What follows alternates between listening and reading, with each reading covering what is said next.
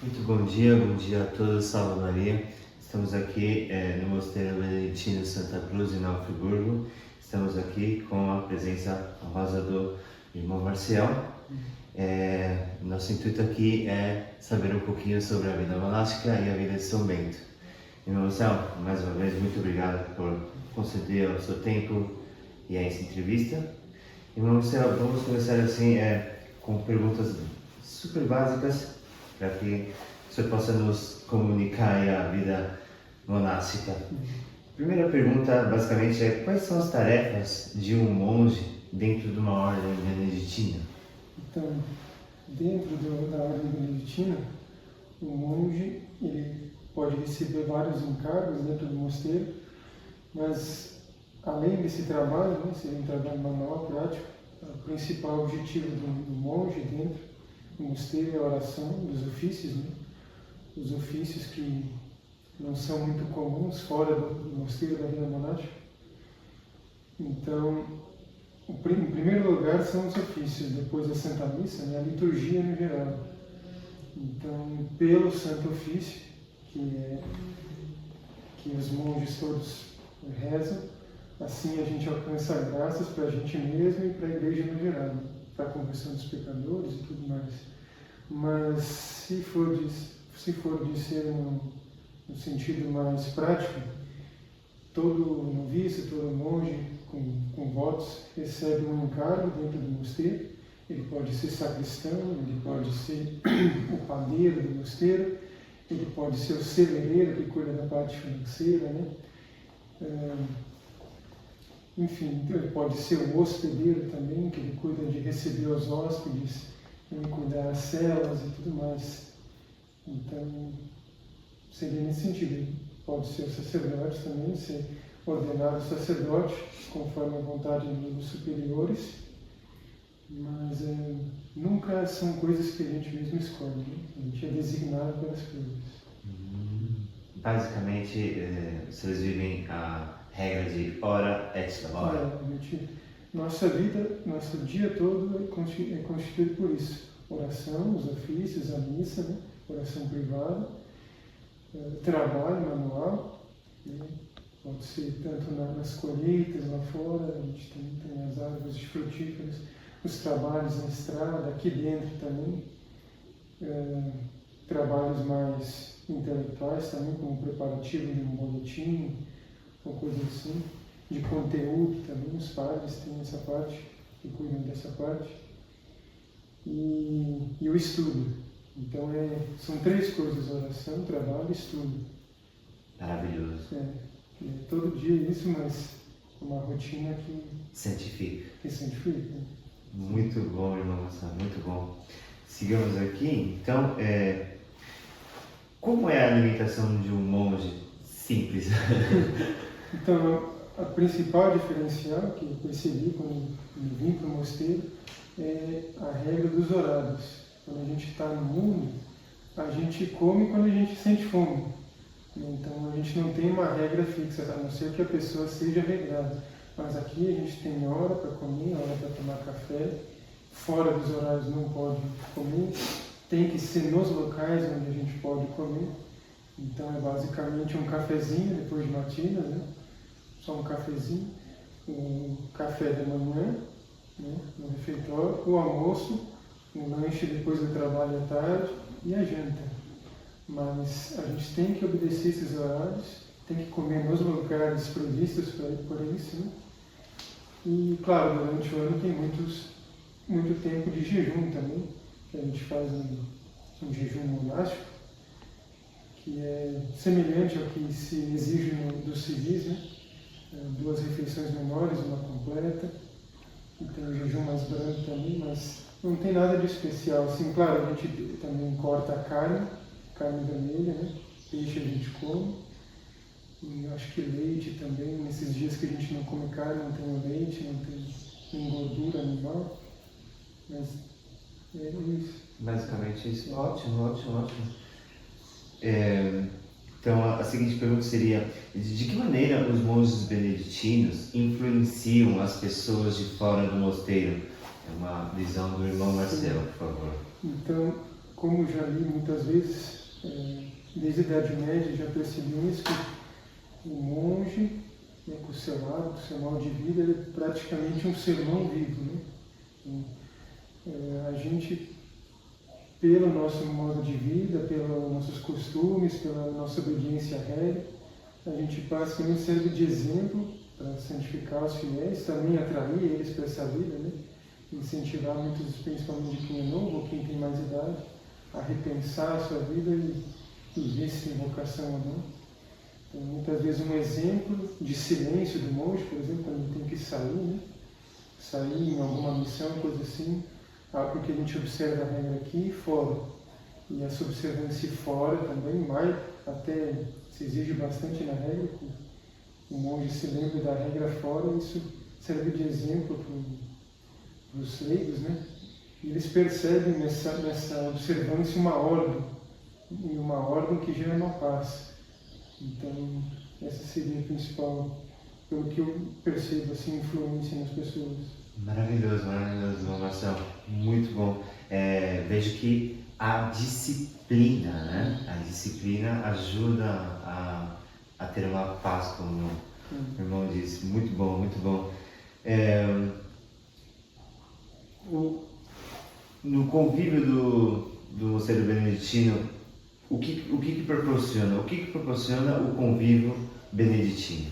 Então, como conclusão da regra, São Bento diz que toda a regra que ele escreveu, que os monges seguem, tem por finalidade, ou seja, proporcionar a paz, né? Alcançar essa paz. Porque, como Santo Tomás de Aquino diz, a paz é a tranquilidade na ordem. Então, toda essa regra que a gente segue é uma regra ordenada, né? Tem horários para isso, para aquilo, pode falar nesse horário não pode falar aqui, ali não pode. Então tem hora para comer, coisas que a gente pode falar, coisas que a gente não pode falar. Então, isso tudo evita várias ocasiões, né? De a gente pecar ou aumentar os vícios que a gente contraiu no mundo. Então, quando a gente vê que a gente está evitando muitos pecados e vícios que a gente tinha, a gente alcança essa paz, assim, desse modo, no convívio. E assim aumenta a nossa caridade também, com os irmãos aqui dentro e com as pessoas de fora. E essa caridade, essa serenidade ajuda os outros também a melhorarem por si mesmos. Perfeito, irmão, isso é perfeito. Agora sim, chegou uma pergunta que eu estou querendo faz tempo perguntar para um beneditino. Eu sou muito devoto também de São Bento. O senhor já presenciou ações espirituais malignas? Como a oração de São Bento pode ser usada nesse caos, né? Nesses casos? Essas experiências, né, espirituais mais malignas certamente vão acontecer com pessoas que já avançaram, progrediram na virtude, né? Então, são as pessoas que o demônio mais visa em fazer regredir. Mas já passei por alguma coisa que achei que fosse uma manifestação demoníaca, né?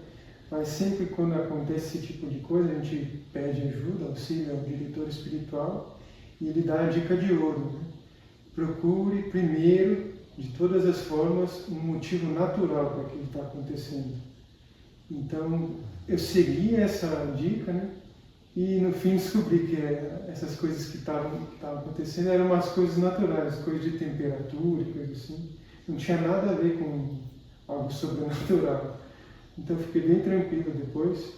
Mas assim, fora isso, nunca tive experiência assim, nada. E a nossa vida aqui dentro também afasta essas coisas. Por fora eles ficam rodeando aqui, né, para tentar a gente. Mas a forma que o demônio age para atrapalhar os monges aqui dentro é a tentação. Porque o que ele quer é que o monge peque, né? Que se afaste da regra, da obediência. Às vezes a pessoa não pode ver, nunca vai ver na vida aqui dentro um vulto, ou ouvir alguma coisa estranha, mas o demônio não precisa disso aqui. Ele precisa que o monge deixe de seguir a regra, peque, fale com a caridade, aí ele vai ter sucesso. Então, Aí ele teve vitória. Aí ele teve vitória. Entendi. emendando essa pergunta, no momento que o senhor estava pensando que houvesse uma manifestação maligna, o frio na barriga vem. Sim, é natural, né? Natural, né? Não é porque é um monge beneditino que não sente medo. Ainda mais se noviço, né, que não é experiente de nada. Ah, sente medo, sim, mas é natural. Mas aí você pega o rosário, a medalha de São Bento. Fecha os olhos, começa a rezar e coisa assim. Mas depois sempre pedindo o conselho, né, se submetendo, fazendo um ato de humildade, pedir auxílio, não querendo resolver as coisas por si. Aí o demônio pode perder. E depois, seguindo o conselho do superior, perde de novo. Perfeito, irmão. Agora uma pergunta bem na alma do irmão. Como o senhor descobriu a vocação? Então, assim, a gente quando vem para cá, a gente pensa que tem a vocação, né? Só que a gente não vem já decidido, tem vocação. Né? Seria um grande erro pensar assim, a gente vai descobrindo aqui dentro se a gente tem a tendência, né, ou as disposições necessárias para conseguir se manter na vida monástica, né? Não cobiçar as coisas do mundo, assim aparecer, né, se elevar no mundo, coisa assim, conseguir manter o silêncio, se apegar às coisas espirituais, aos ofícios, à missa.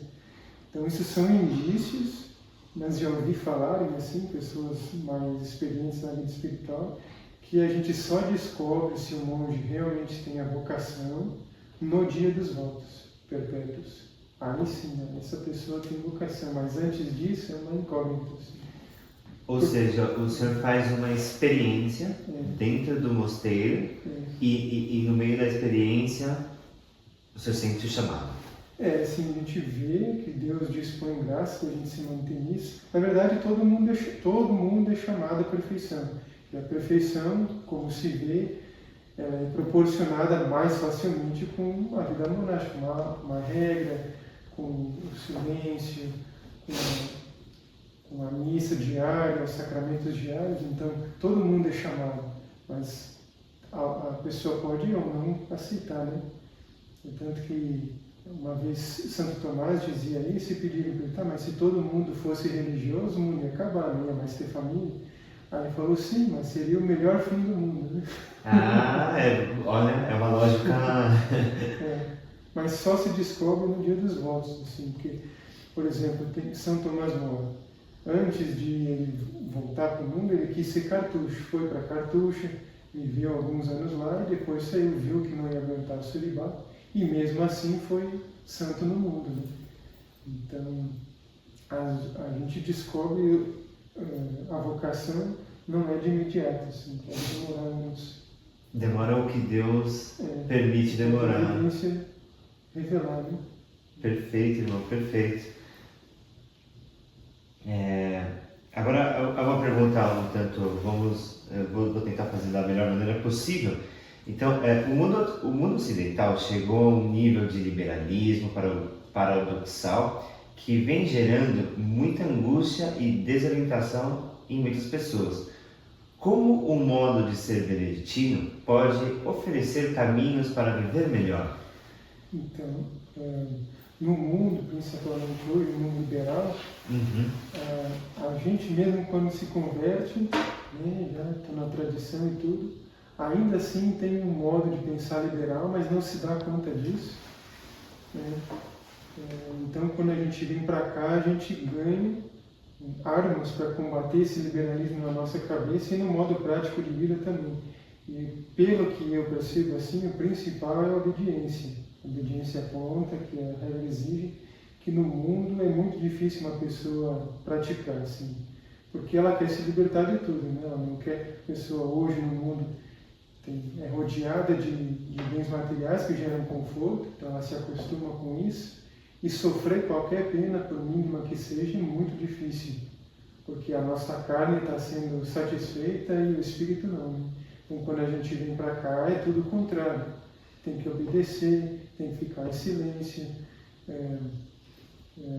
tem que ficar aqui dentro, mas a gente vê que aqui sim a gente se liberta, e não no mundo. Porque enquanto no mundo a gente acha que é livre, porque pode fazer o que quer, ao mesmo tempo a gente vai se aprisionando no pecado, né? Se tornando escravo do demônio. E tudo hoje facilita no mundo para que a gente caia nessa escravidão. Aqui dentro é o contrário. Tudo aqui corta, né? Aqui tudo a gente se converte, a gente vira para o outro lado e vai em direção a Deus. Então, pelo que eu percebo, o melhor aqui do convívio beneditino é a obediência, para combater esse liberalismo. Perfeito, me parece de muita luz a resposta do senhor. Sigamos aqui então. Agora sim, qual a visão do senhor sobre o valor da Santa Missa? A Santa Missa para o monge é o centro da nossa vida, né? Tudo gira em torno da Santa Missa, e o valor é infinito, claro, porque a hóstia, a vítima que está sendo oferecida é de valor infinito. Então, a misericórdia que também na missa é visível, né? Pelos efeitos, né? Toda a graça que é disposta na Santa Missa aos homens. Eu vejo dessa forma, principalmente no que diz a conseguir graças, né? Se reconciliar com Deus e conseguir graças para as outras pessoas, que é muito importante, as pessoas não percebem. Às vezes uma pessoa, como o Dom Prior sempre fala para a gente, uma pessoa que a gente nunca viu e a gente nunca vai ver na vida, pode ter recebido uma graça para a conversão e para a salvação eterna da alma dela, por causa de alguma oração que um monge fez, ou que algum mesmo um fiel fez, né? Então, é o principal meio de salvação dos homens, dessa forma. E é o centro da nossa vida também. Perfeito, perfeito.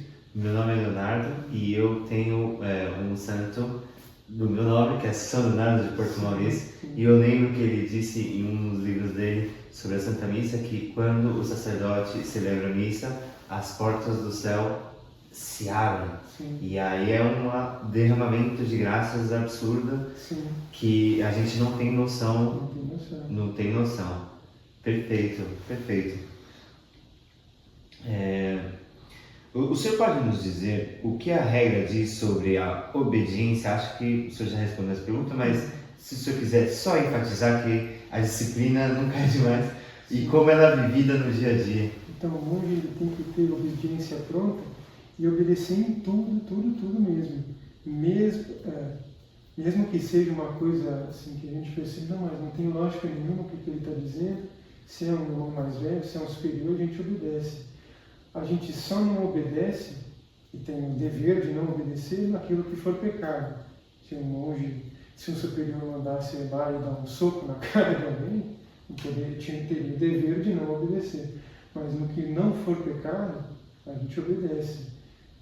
Sobe essa montanha ali e desce, tá bom? Vou lá em obediência pronta, né?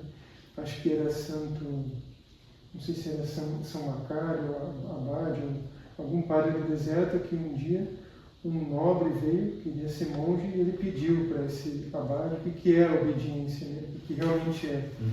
E aí ele disse assim, eu vou lhe dar um exemplo prático, só observe, né? Estavam jantando e o abade pediu para um irmão, fica de pé.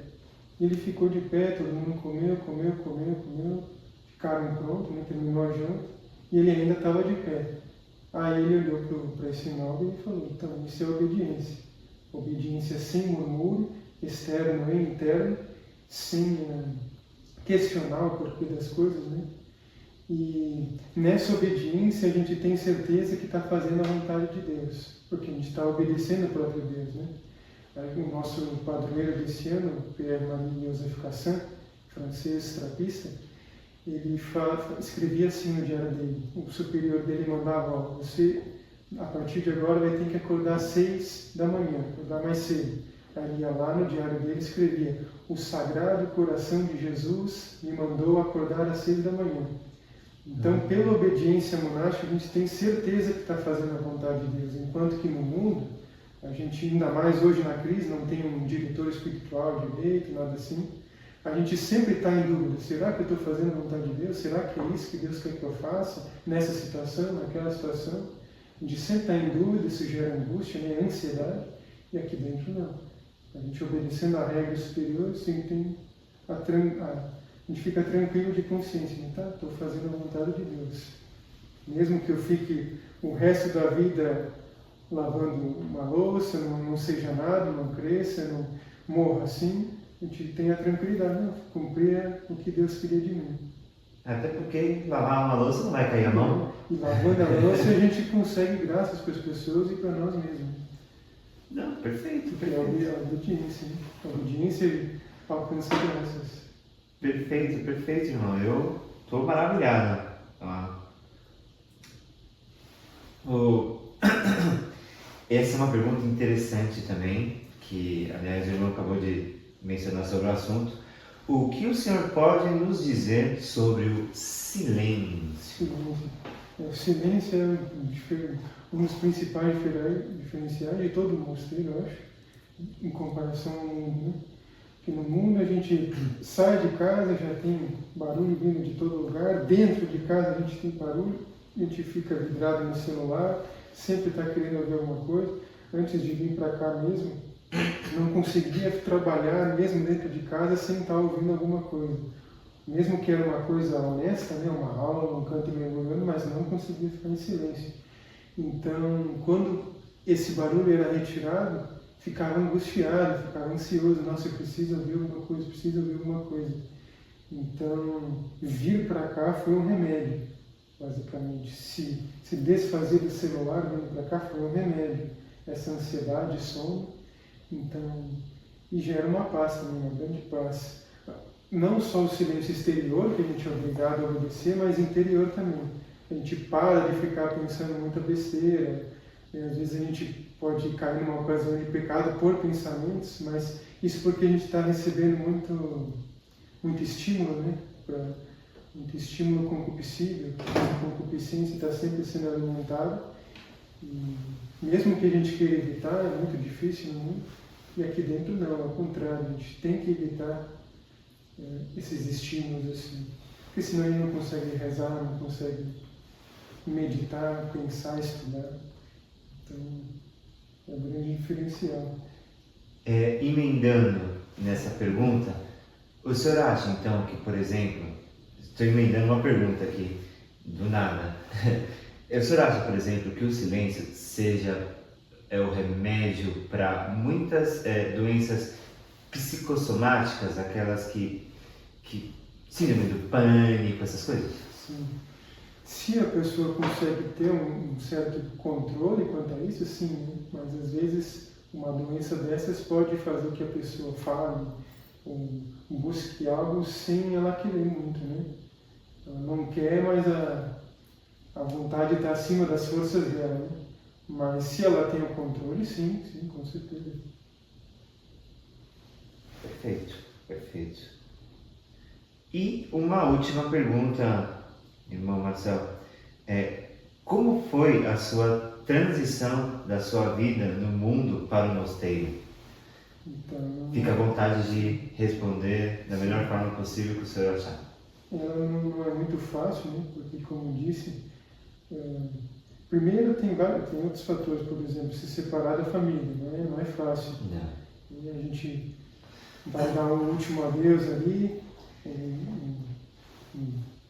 se despedir, né? A gente vê aquela pessoa que nunca viu chorando, o pai do Leão lá, chorando, a gente fica, né? Nossa, mas se não for assim também, que mérito tem, né? Se a gente vir para cá fazendo, tem mais mérito quando a gente faz algo que a gente não gosta, que desagrada, né? Então é um desagrado se separar da família, é um desagrado se separar dos bens materiais, mas isso gera méritos para a conversão dos outros. Mas o mais difícil cada um tem a sua dificuldade particular, né? Conforme ao que se apegou antes de vir para cá, aos bens materiais, ao convívio com a família, com os amigos e coisas assim. Só que, como a regra de São Bento visa, um dos maiores benefícios é a conversão dos costumes. E, principalmente a facilidade muito maior que aqui tem para combater o pecado e evitar ele. Aqui, basicamente, o monge não tem ocasiões. Se ele segue a risca, a regra, evita quebrar essa regra, ele não vai ter muitas ocasiões para pecar. Ele vai ter um campo aberto para avançar, né, na virtude. Então, de um lado, tem que se abster de muita coisa, família, bens materiais, mas por outro lado, a gente está mais livre na via unitiva, né, para a Santíssima Trindade. Então, o benefício é infinitamente maior, ao meu ver. Não, perfeito, perfeito. Nossa, eu estou realmente maravilhado. Eu acho muito, muito, muito bom essa disciplina e de ter essa, como o irmão disse, de ter a liberdade de seguir a Deus, né? E não ser escravo do mundo e do pecado. Santa Teresinha dizia, até um prior citou uma vez no capítulo, que quando ela já estava no mosteiro, ela dizia: eu renuncio à liberdade de ofender a Deus. Então, aqui dentro, essa renúncia se faz mais fácil. No mundo a gente pesa para renunciar essa má liberdade, né? Perfeito. Meu Marcelo, então a gente chega ao fim. Eu agradeço muitíssimo o tempo do senhor aí. Agradeço mesmo.